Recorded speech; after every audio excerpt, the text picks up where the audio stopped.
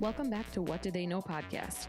This week, the guys break down all the headlines from the Divisional Weekend, including the controversial ending to the Bills and Broncos game and the surprise firing of Sean McDermott. And then they'll preview Championship Sunday. But hey, what do they know? What do they know? Well, we are about to find out. Welcome back, ladies and gentlemen, to the divisional round recap of the What Do They Know podcast. Nick and Jeff back with you as always. We have a lot to go over. Yeah, we have the games. We got to break down the games. We got to preview the Championship Sunday, coachings, this, that, and the other. But the question that everybody wants to know, we're just going to dive right into it. Was it a catch or was it an interception? Just straight into it, because I feel like that was the biggest headline of this weekend. Was the play that I'm just going to say it. The play that screwed the Buffalo Bills. Ooh. Screwed them. That's a big word. And Sean McDermott, for that matter, which we'll get into in a few minutes. I mean, what are your thoughts? I mean, I can argue with all of that because honestly, I feel like Josh Allen's play at the end of the day kind of sealed the deal for Sean McDermott. It's unfortunate because those two were tied at the hip basically. But honestly, that catch, I'm sorry, but I think it was an interception. That's what I feel like it was. You look at it. I mean, I don't agree with the way the rule reads, to be honest with you, because the way Brandon Cooks had it, he caught the ball. He caught it. Yes, but what dictates possession and all that stuff? That's the whole borderline thing that everyone kind of argues and debates about. To me, it's just simple as about thinking about other examples. I always see receivers, catch the ball in the air, hit immediately to the ground, roll over, and the ball pops out. Is that a catch? No, it's an incomplete pass. And in this scenario, it just happens to be a defender right there to take advantage of the fact that Brandon Cooks didn't securely, follow through the process of the catch. And the defender was just there to take advantage and rip the ball away at the very end. And heck of a play by him, by the way. Interception or catch, whatever you want to call it. Heck of a play by the defender. Yeah.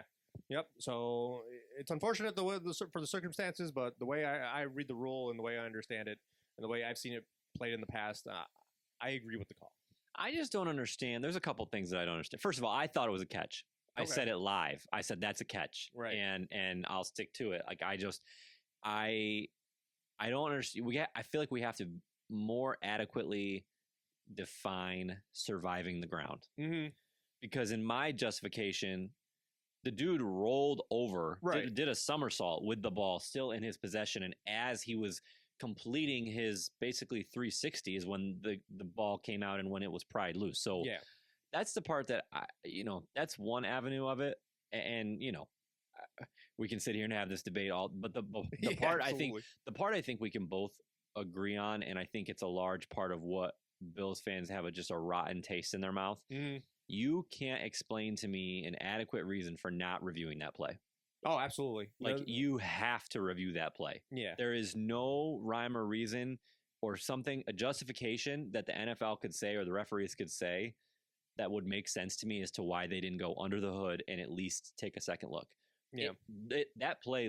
I mean, obviously, interceptions, fumbles aside, like that play single-handedly determined the outcome of the game because the Bills are either kicking a game-winning field goal directly after that, or what ended up happening. The Broncos get the ball, they drive down, they kick a game-winning field goal. So, I think the Bills would have been on the 20-ish, around there. About it. So that's the part that is even worse for me is it's very easy. I could see how people would think it's an interception. I could also see how people think it's a catch, but you got to review it. Yeah, absolutely.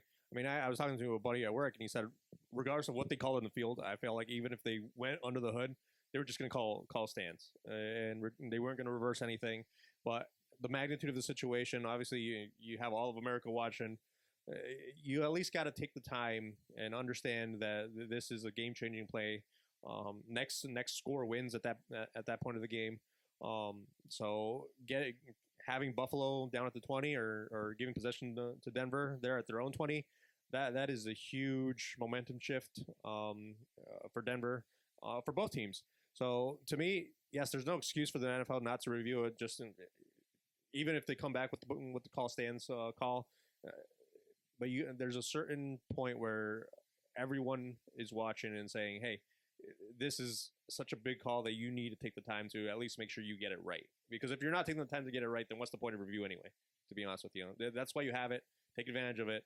But I mean, at the end of the day, I like you said, all of America is probably split 50-50 in terms of if it's an interception or a catch. And like you said, we can debate this all day and every day henceforth. But I just believe that Buffalo just had way too many chances beforehand. This should not have been a game that relied on that certain call to get them to advance. To be honest with you, and that's the unfortunate part. Obviously, you had that 16-second, fumble by Josh Allen at the end of the first half. That was the killer. I felt like, and Sean Payton did something that I feel like no other coach has been doing this in this postseason. That's take the points. There's a few trips in the red zone where he could have gone for it on fourth down, but he was like, nope, we're just going to kick it. And at the rate that the Buffalo Bills were turning the ball over, that saved them. Those decisions saved the Denver Broncos season, even if it's not going to have Bo Nix anymore. But to me, at the end of the day, Buffalo lost not because of that play, to be honest with you. It sure didn't help them. But it was not the game-changing play that I feel like a lot of people are making it out to be.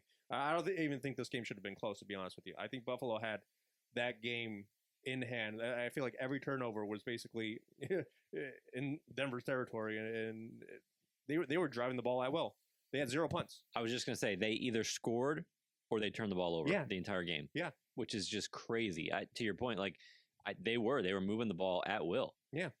And they were their own worst enemy. Not Brandon Cooks. James Cook had another fumble. I think he leads all running backs with fumbles this year. Yeah, that was like a 7th of the year. Obviously Josh, had a couple fumbles. The strip sack, I mean, it is what it is. That's much on the offensive line as it is on him.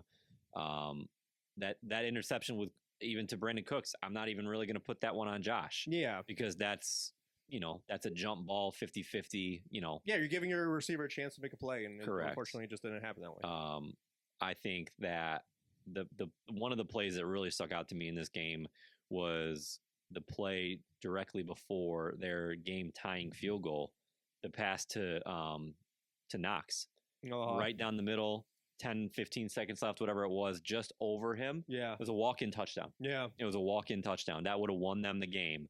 It would have put them up with, whatever it was, 15 seconds left, and would have completely changed it around. I mean, that was a throw that 9 times out of 10, Josh Allen makes that throw. Right. So he'll want that one back. Obviously, he was super emotional after the game, crying, saying he let his teammates down. And then I thought it was crazy how as soon as his teammates heard him say that, like the reporters came up to them and said, "Hey, this is what Josh just said." Like, Dawkins started crying, Cook started crying, like everybody loves that guy. Yeah. And say what you want. I know he was banged up. It's not an excuse, but he did play probably his worst postseason game of his career at the worst time. Yeah. So a lot to go through in that game. But what a swing of emotions for Broncos fans. My God. I mean, crazy good game, right? They ended up on top, and then it was less than an hour later, you find out Bo Nix broke his ankle. Yeah, and is out. Yeah, you're still celebrating for that win, to be honest with you. Yeah, and boom, you haven't even exhaled. Yeah, and you just find out that you lost your quarterback for the AFC Championship game. Yeah, I can't even fathom that mental shift as a Broncos fan. Yeah, honestly, where do you even go from here as a Broncos fan? I couldn't even imagine how, you start looking at who your backup quarterback is, and then that's obviously Jarrett Stidham.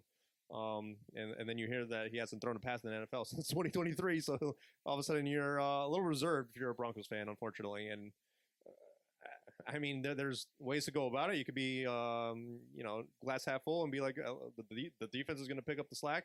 Or it can be a glass half empty and be like, what was the point of even winning at this point? To be honest with you, if we're just going to get knocked out by New England, who's set to be their opponent. But honestly, it's not a good position good mental state to be as a Denver Bronco fan. Yep. No, I thought Sean Payton did a really good job of hiding whatever shock or frustration or sadness that he had when he announced it. That's a bro right there. Oh, for sure. Because as a head coach, you can't be distraught. You can't be upset, right? You got to be even keeled and next man up sort of thing. But you got to know in the back of his mind, he was like, "You got to be effing kidding me." Yeah. Right? Oh, for sure. Like what are the unbelievable second to last play of the game? Yeah, on like a design run. Correct. On the quarterback. Yeah. So what a game. Like I said, lots that we could go over on that one. But that was a top story. I felt like we had to kick off the show with that conversation. But we have some coaching news this week. Yeah. We have a lot of coaching news this week. A lot of them. So John Harbaugh officially signed with the Giants, making $20 million a year. I heard. Good for him. Stupid money. Yeah, good for him. Good for the Giants.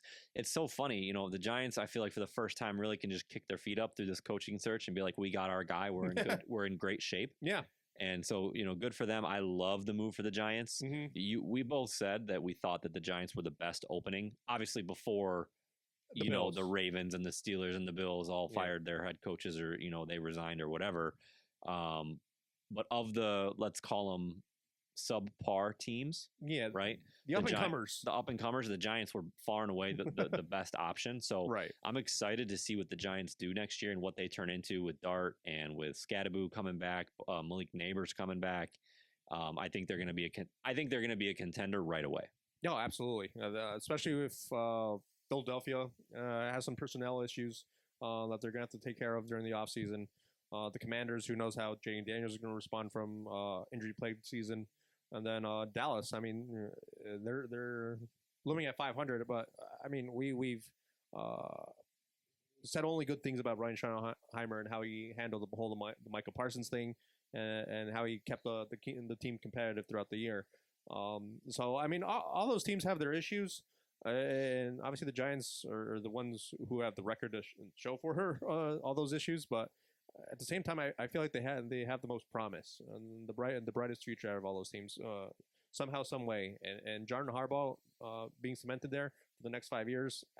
I mean, I don't even know what more could you want? Well, yeah, as the Giants fans, players, organization, like what more could you want? Like the guy is just he's culture, he's stability, he's everything that you want as a head coach. Like now you have expectations, honestly. For sure.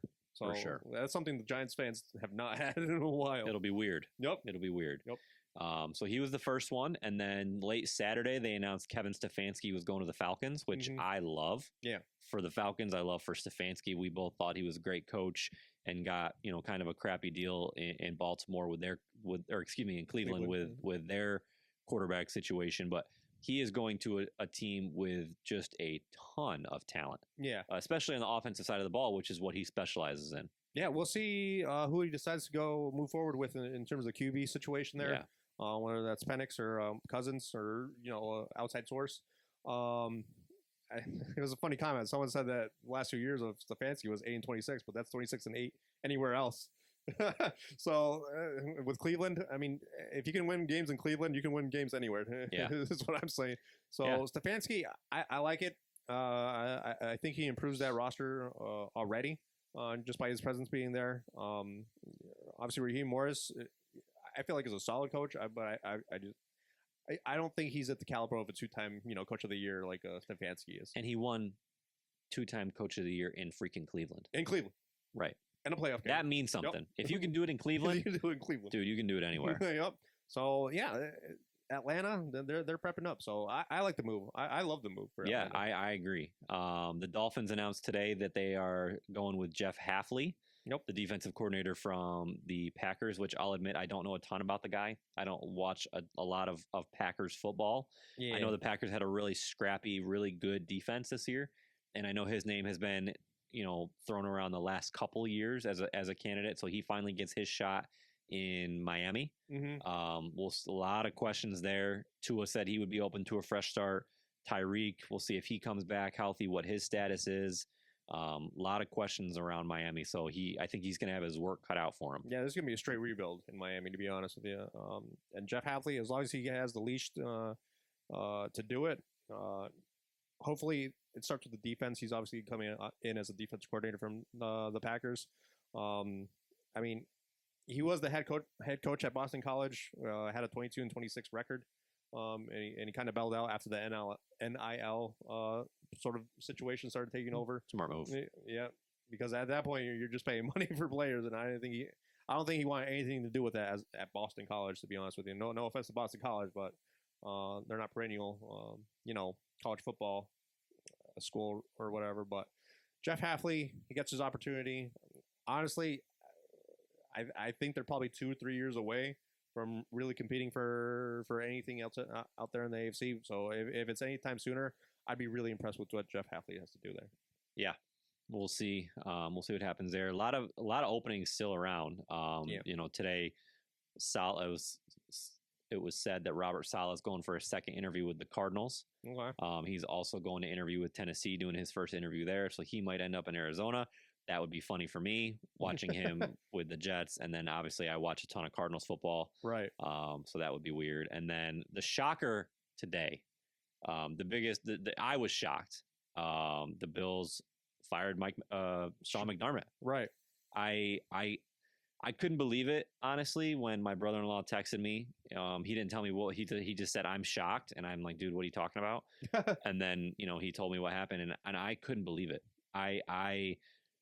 He is such a good coach. I'll rattle off some stats real quick that I notated earlier. Okay. Just his time in Buffalo. Yeah. So 9 seasons. Okay. 8 playoff appearances. Yep. 98-50 regular season record and 5 AFC East titles. Yeah. He took over the Bills when they were an equivalent of what the Jets are now, right? You think about it. He took over when they were a dumpster fire. This was pre-Josh Allen. So you can't even say, oh, it was Josh. Because he made the playoffs with Tyrod Taylor. And that he did. And then they drafted Josh, and then everything took off, right? Yep. So I don't have enough. I have so many positive things to say about McDermott and what he did in Buffalo, the culture that he set in Buffalo. Just an all-around really good dude, big on his faith, would always praise God. So, that's a step up for me. Mm-hmm. And I don't know where the Bills go from here. Like, I've seen people say today, it had to be done. Why? Why did it have to be done? Because you're not okay making the playoffs every year and and I know it comes down to like the Mike Tomlin conversation, but that's 20 years versus 9, mm-hmm. right? And so I have a couple thoughts here, and then I'll let you give your opinion. Mm-hmm. So my first thought is they don't do this unless they're going to get a big name. Yeah. So for me, there's 3 candidates, and only 3. If it's anybody else, I think it's a foolish move, mm-hmm. right? Number 1 is Bill Belichick. Okay. Not necessarily in this order. Uh-huh. Okay. So number 2, Mike Tomlin. And then number 3, and the person that I actually, if I was a Bills fan, I think I would want, it just makes the most sense to me, is Mike McCarthy. Mike McCarthy. That's the name for me that I would circle, because he's, he did it in Dallas with Dak. He was successful there. He won a Super Bowl with Aaron Rodgers. He's interviewing other places. I think he's interviewed in Tennessee, so he's ready to get back at it. Mm-hmm. That name makes a ton of sense to me, because it's got to be plug and play. Right. It's got to be somebody who is going to help you win now, because otherwise, what did you do this for? Yeah, you can't downgrade it. You can't go with a first-year rookie head coach. Like, you can't. Unknown. I don't see them promoting Joe Brady. I know he's a hot name. I know he's a great offensive coordinator. I just don't see that in Buffalo. You mm-hmm. did this to take a step up, right? Not to have a gap year where your coach is finding his footing, right? And so, to me, those are the only 3 names that make sense. Yeah.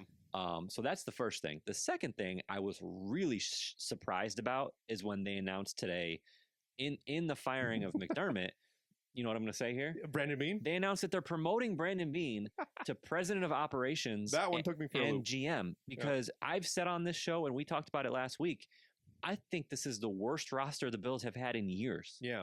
And I think this is the best coaching job that Sean McDermott has done in years. Mm-hmm. He did so much with so much less than what he usually has. Yeah. Like, I honestly put this season on Brandon Beane as a casual fan. And I know Justin, my brother-in-law, is a diehard Bills fan. He'll be the first to tell you that Beane did nothing at the trade dedeadline. Yep. And did nothing to give them the weapons that they needed. Yep. And so I am shocked. I'm floored. That honestly shocked me more than the McDermott thing. Yeah. Was that they promoted him and gave him more power. Yeah. Talk about solidifying your position if you're Brandon Beane. Seriously. That's ridiculous.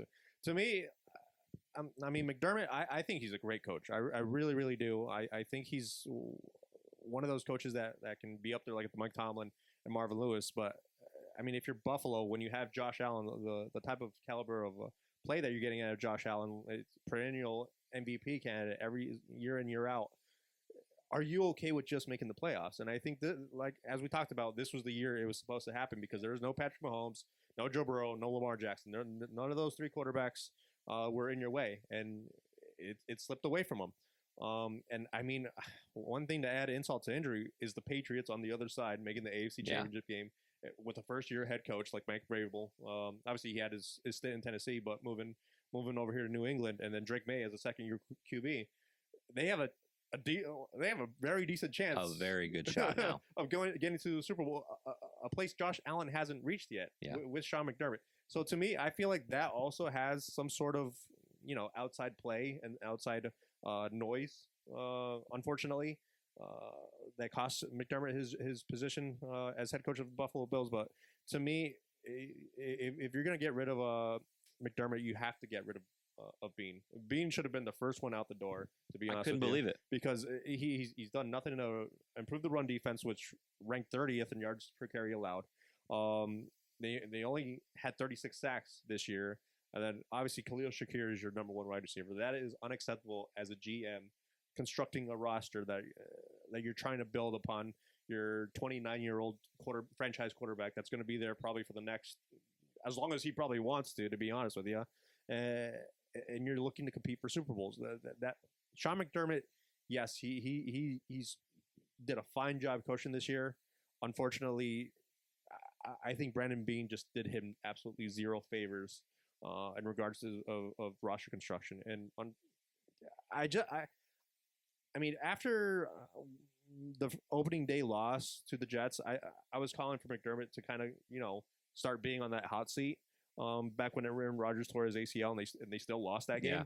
I just felt like McDermott wasn't that guy that was going to lead him to the promised land. And this might be an Andy Reid situation, to be honest with you, where you go somewhere else and he finds a footing. I think there's a really good shot that happens. But I just felt like it was never going to really happen in Buffalo, and it's unfortunate because I feel like him and Buffalo are kind of like in tune, in sync, are kind of meant to be together.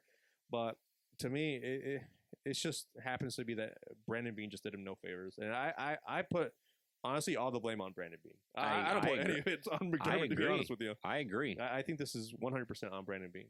But. Yeah, I would love to hear the Pagula's justification for it, because, I mean, all Beane did this year, honestly, was bring in former players. Yeah. Tre'Davious White, Jordan Poyer.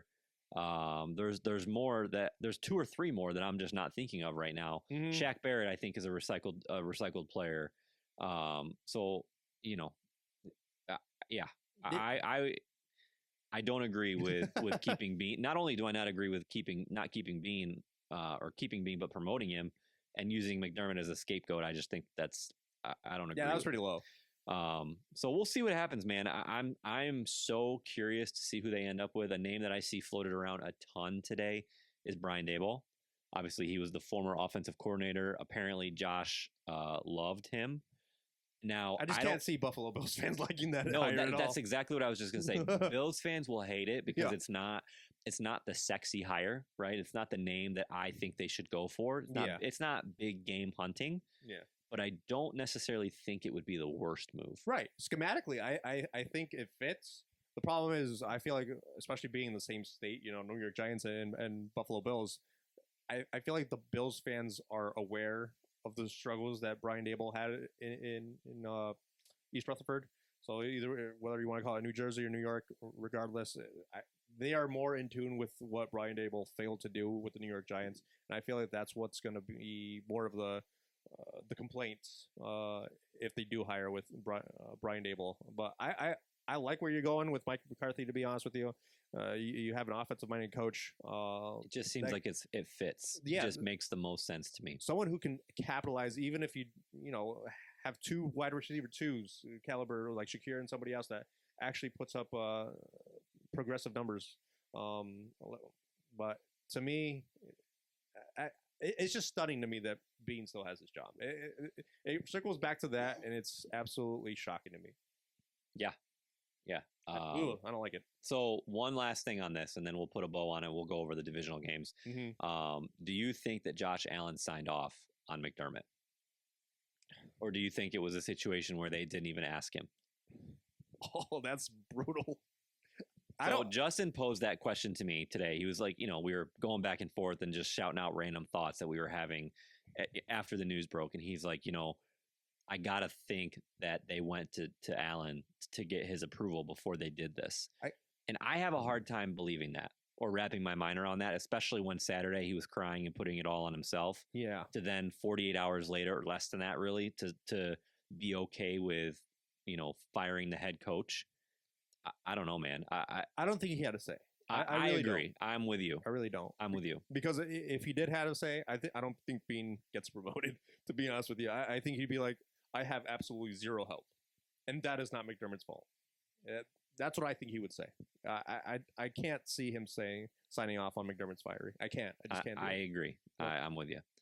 All right. So we'll see what happens there. We'll go over the rest of the divisional games. A good weekend overall. Not nearly as entertaining or as exciting as the wild card weekend was. Right. But still some good games. We'll just go. We already obviously broke down Buffalo and Denver. We'll go. I'll just go in order. The next game, San Francisco at Seattle. Yeah. And you called this one. I actually thought that this was going to be a very competitive game, and you basically were like, not so fast. Well, I said, yeah. Seattle just wiped the floor with them. Yeah, I didn't want to you never want to say a team's going to get blown out because, especially this time of the year, you think everyone's going to come out competitive. Everyone's played their guts out up to this point. So you never want to say a team's going to get absolutely destroyed. But I kind of had a feeling that given everything that the 49ers have gone through this year and where they were at this state with all the injuries, I just felt like the Seahawks in Seattle were just going to trounce them. I gave them the benefit of the doubt instead of 10-13, but I had a feeling it was going to be double digits all the way. Yeah, I really was surprised. Yeah. I know, and Rashid Shaheed really put his stamp on the game. It told you exactly how it was going to go right from the jump with that kickoff return. But it's hard to say anything negative about the Niners just with the season that they had. Yeah.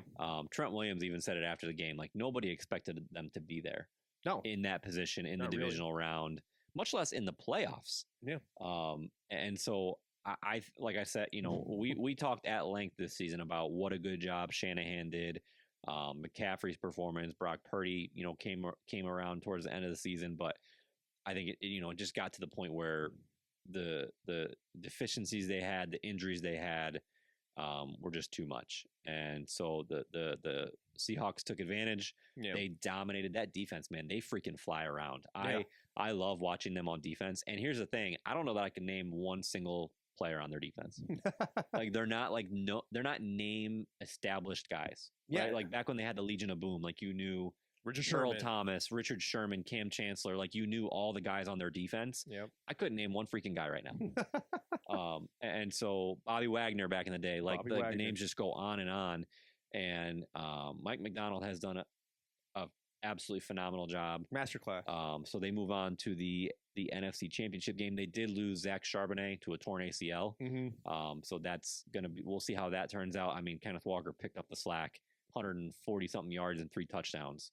116 rushing, 29 receiving. Yeah. So it was 146 total yards. Total yards. Yeah. Yep. 3 TDs. So he had a phenomenal game. Darnold, I was shocked because I wasn't really paying attention. They're waxing him, but I think he threw the ball. He was 12 for 17. You got it. Very, very he didn't need to throw the ball. Very vanilla game. Right. The report of his oblique being a little bit. I was curious about that. Yeah. That was a little concerning if you were a Seattle Seahawks fan. I think the Shaheed opening touchdown kind of dictated what they were going to do with the ball, and that was just pounded down the throat of San Francisco, especially with the defensive performance that they had. There just wasn't a need for Darnold to overexert himself on that. Maybe sore oblique or whatever he was feeling with the oblique. Give it another week. 17 pass attempts. That's kind of like a warm up for Darnold. Best case scenario for Seattle. Couldn't have worked out better. Yep. So to me, they did everything they needed to do. Obviously, the Charbonnet injury is going to be something to watch out for because obviously Kenneth Walker has always been splitting duties, but he can carry the workload. There's no doubt in my mind that he can carry the workload, especially for 2 games remaining, NFC Championship game in the Super Bowl if they get it there. So that's not much of a concern. But Kenneth Walker III, I feel like he finally gets his opportunity to showcase what he can do. He's explosive. He really is. I've always liked him, and I always wanted him to be the workhorse back there. But he finally gets the opportunity, I feel like, to really showcase it. Cooper Kupp led the receivers there instead of Njigba. So that was pretty impressive. I feel like probably the 49ers had a game plan to kind of shut down Njigba, and Kupp stepped up. So kudos to him. And I mean, the special teams of Seattle right now, I can't say enough about the Sheed trade in Seattle's favor. To be honest with you, it's made them a whole 3-facet team. Defensive. I was just gonna say they are a complete team. Yep, and that's scary. Yeah, that is very scary. Yep. So they move on. They're gonna play the Rams. We'll get to them in just a few minutes. The first game on Sunday, probably my second biggest disappointment this weekend, other than obviously the Bills not pulling it out, was the Texans. Texans have a Stroud issue. I was just gonna say we got to have a real conversation about what they do with CJ Stroud. Yeah, because he flat out wasted one of the best defenses we've seen in a very long time. Yeah, like we just talked about Seattle. Houston's defense is so much better, in my opinion. It's crazy, like so much better. They just don't give up points. They don't give up yards. They fly around. They sack the quarterback. They pick the ball off. Like crazy talent. Reminded me of the Jets back in 09 and 10 when their defense was incredible and they had Sanchez who just barely did enough to get them there. Well, Dan Orlovsky on Get Up this morning said it best. They would have won that game with bad quarterback play. That's so true. It's so true. He was so much worse than bad. Yeah. He was absolutely tragic. That was probably the worst playoff performance by a QB I've ever seen. He had 4 interceptions, and I kid you not, he could have had 7 or 8. Yeah. There were so many batted balls up in the air, just falling in between guys. Like, I was blown away with some of he looked lost. He looked so uncomfortable. I mean, the pick 6 that really changed the game, they were up 10-7. They just got the ball back. New England had a 3 and out. It's getting near halftime. They get the ball to start the third quarter. I'm thinking they drive down, they kick a field goal, they get the ball. Like, we're going to be rolling here, right? Yeah. And then, a little pressure in his face. His tight end, who was his emergency, fell down. And literally the dude just threw it up in the air. Yeah. like a Hail Mary throw. Correct. A Hail Mary that went 5 yards in the air.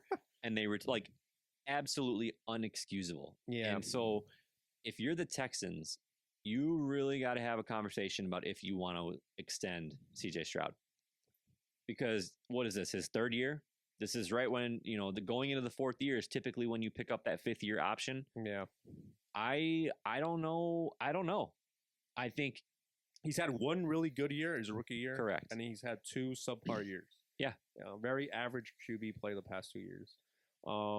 Obviously his running game didn't help about too much. Winning marks, 14 carries for 17 yards. Obviously, all that pressure is now going to go to CJ Stroud, and I'm just trying to give him some sort of out in terms of what happened. Whether it's the Patriots defense just being a lot better than we thought it was going to be, maybe it's the rainy day, maybe it's the cold. Being an indoor Southern team, making it out to 35-degree rainy weather, maybe that affects him. Whether he has some sort of hand injury, I have no idea. I know Aikman kept saying that on the broadcast. Like, I wonder, because they showed a clip fairly early on where he hit his hand on, I think it was a helmet. And so, Aikman kept bringing that up. Like, I wonder if he has a hand injury. Yeah. I don't know if that was it. I don't know if having, in his defense, right? If we want to give him some outs, Dalton Schultz got injured. Nico Collins didn't play. Right. So they had Trent Brown, their left tackle, was out. And unfortunately, I don't think it would have made a difference. I don't either. The way he played, to be honest. I don't either. And it sucks to say. It's terrible to say. But the way he was throwing the ball was just so inaccurate. Honestly, I've never seen anything like it, to be honest. He just looked so uncomfortable. Yeah. Every throw looked like a struggle. Yeah. He looked like a left-handed quarterback throwing right-handed. Correct. And you know, I'll give New England their flowers. Like, they got a ton of pressure on him. Yeah. And I think that played a big role. And I said on here last week that I thought New England's defense was middle of the road at best. Yeah. And they played a hell of a lot better than that yesterday. Oh yeah, for sure. So I'll give them their kudos. They impacted the game in a big way to make him, you know, to contribute to him making those throws. But at the end of the day, my God, there were some throws. It was just like literally right at the unbelievable, dude. The little out route that he tried. Left. Oh, what the? I'm like, I could have made that throw. I could have made that. Like, it is insane. Unbelievable throw. Like, I was blown away by how dreadful he was. Yeah, if he's not sleeping with a wet ball the entire offseason, he's not doing enough. He's not committed to fixing the problem. I don't know if they were just slipping out of his hands or whatever, but there was something going on, and if it's injury related, I'm sure we'll hear about it at some point. If not, then all of a sudden, yeah, you do have to ask the question of, is CJ our guy, or do we have to find some sort of bridge quarterback?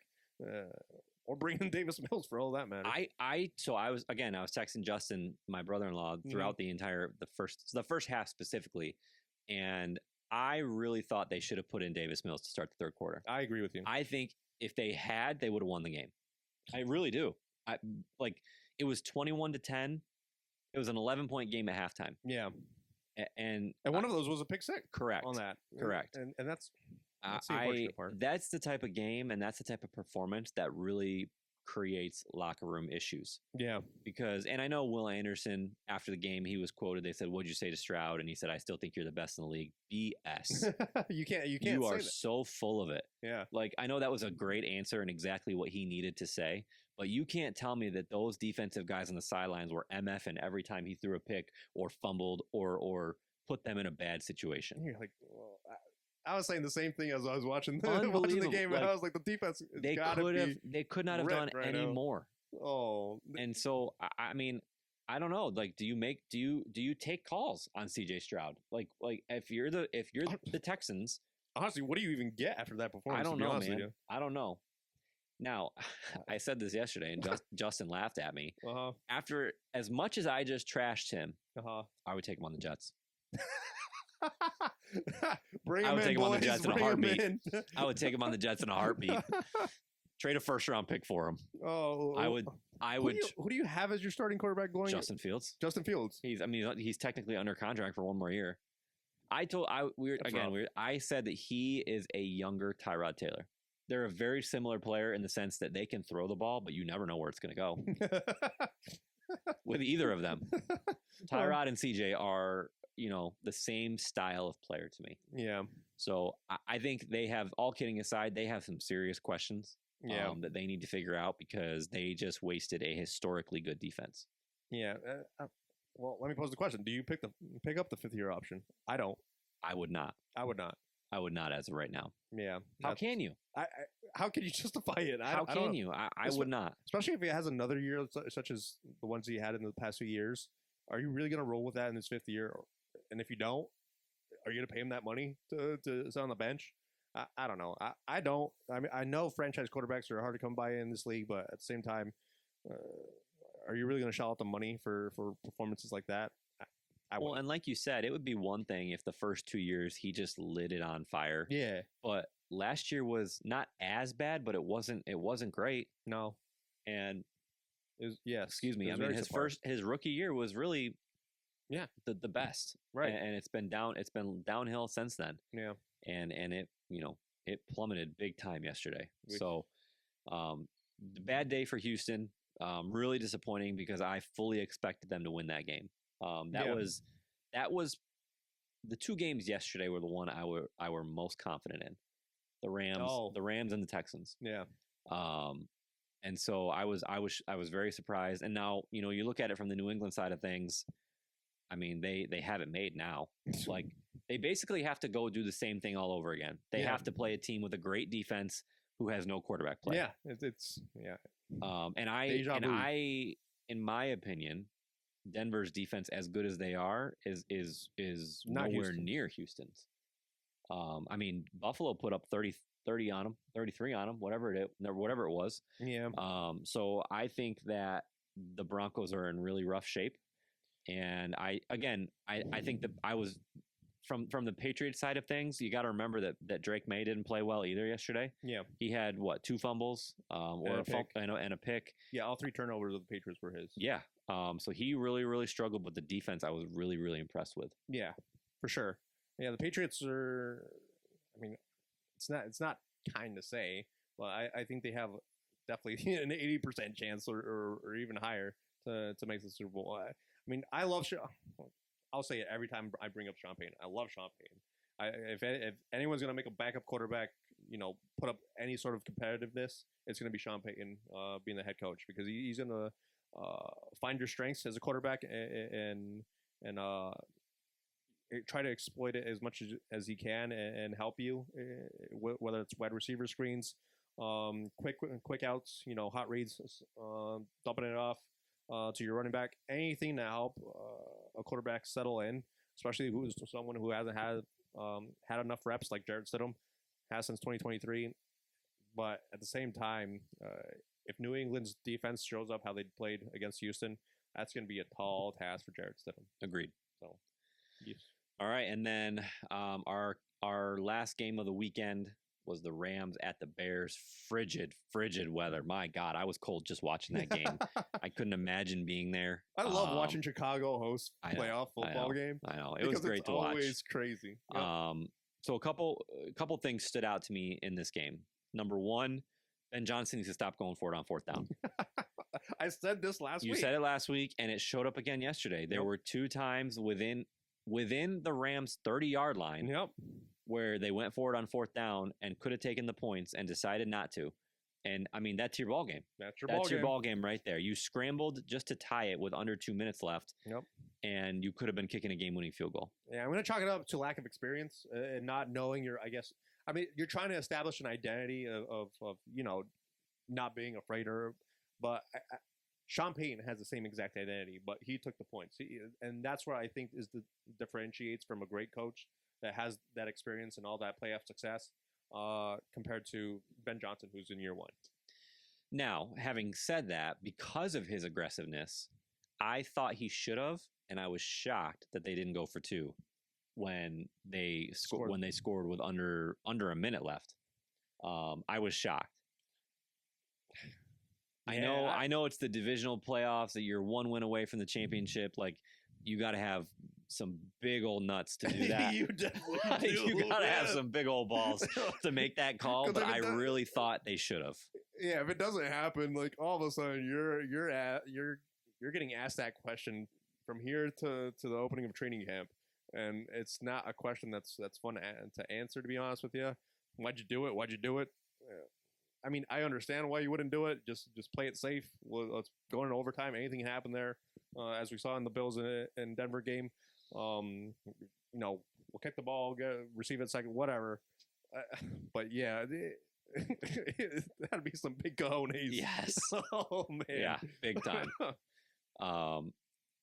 And I came away from the playoffs in general, but obviously last night, Caleb Williams is special. He for me was probably the biggest surprise of this entire playoff so far. Was just, you can just tell the dude wants that moment. Like, he literally, it seems like he thrives in it. I don't know if you caught it or if you were you watching the game last night? Yeah.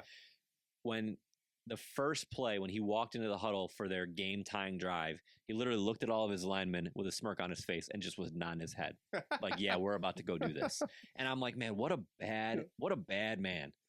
And so I just knew they were going to go score. Now, having said that, I didn't know they were going to score the way that they did, where I've never seen a play like that. I literally, Christy, we were sitting in bed and Christy was in the bathroom and I yelled, "Oh my God." And she's like, what happened? And I'm like, that's the craziest throw I've ever seen. Like, literally running backwards. The dude just turned around and chucked it 40 yards in the air. Yeah. Unbelievable play. Quick question. What was the cornerback doing? Dude, I have no idea. What the hell was he doing? He was sitting there trying to blame a push off, but dude, no. I saw that live and I was like, did he just like stop, give up on the play? It looked like it. Like, I was so confused and confuddled. I think it was Kobe Bryant or I don't know if he just maybe thought Kobe there was Durant. no chance that ball was getting there. I think I don't think he ever tracked it, to be honest with you. And maybe he thought it was going to go out of bounds or something, but that was not out of bounds. It wasn't even close to being out of bounds. And so that was my first takeaway. It was like, I have no idea how that just happened. I was so confused about the whole play. Caleb Williams just launched it. I mean, if you're arm strength, 40 yards, falling back, and we saw it last week too with that sideways. I think this play was better. As good as that one was last week, I think this one was better. Yeah, it was crazy.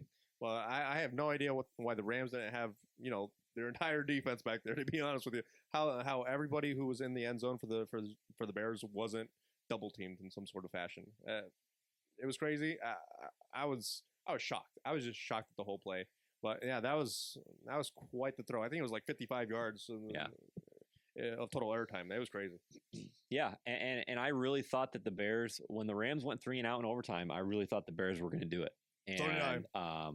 Williams, I don't know if DJ Moore stopped running. I don't know if they miscommunicated on what route was supposed to be run, but he threw it, and it looked like DJ Moore just stopped. Yeah. And the defender made a heck of a play. And diving catch. And the Rams did what they needed to do, march down the field for a field goal. The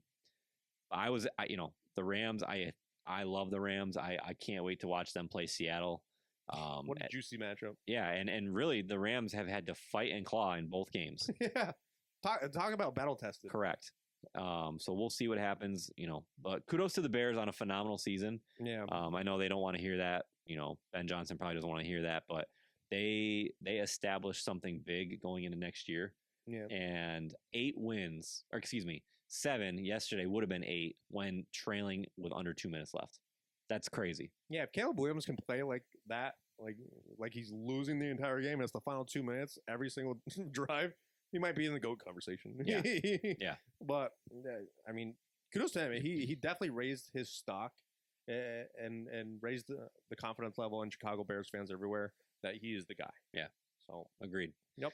All right, so jumping into next weekend, our 2 matchups. The early game, so they always flip flop. Which conference is first this year? It's the AFC. They play at 3, so it's New England going to Denver. Mm-hmm. I really couldn't care less about this game, honestly. I don't want to see a backup quarterback play, and I will never root for New England. No Nick Foles special, huh? Ever. Come on. So if you tell me who I think is going to win, I think the Patriots are going to win. Yeah. But I really don't have anybody that I am pulling for in this game, because I guess if anything, I would have to say the Broncos, but I really don't want to see a backup quarterback play either the Rams or the Seahawks in the Super Bowl.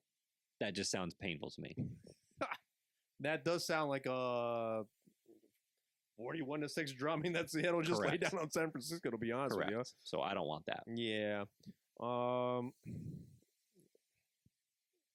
If I had to choose, yes, I have to go the Patriots. Like I said, I like Sean Payton. I love Sean Payton. He will dial up some plays here and there, but is it going to be enough in 1 week's worth of planning? I don't think it's going to be enough. I think Jared Stidham might throw probably a TD pass or maybe 2. But to be honest with you, it's I don't think it's going to be enough. I think the defense will keep it respectable, right? I think they'll keep it close.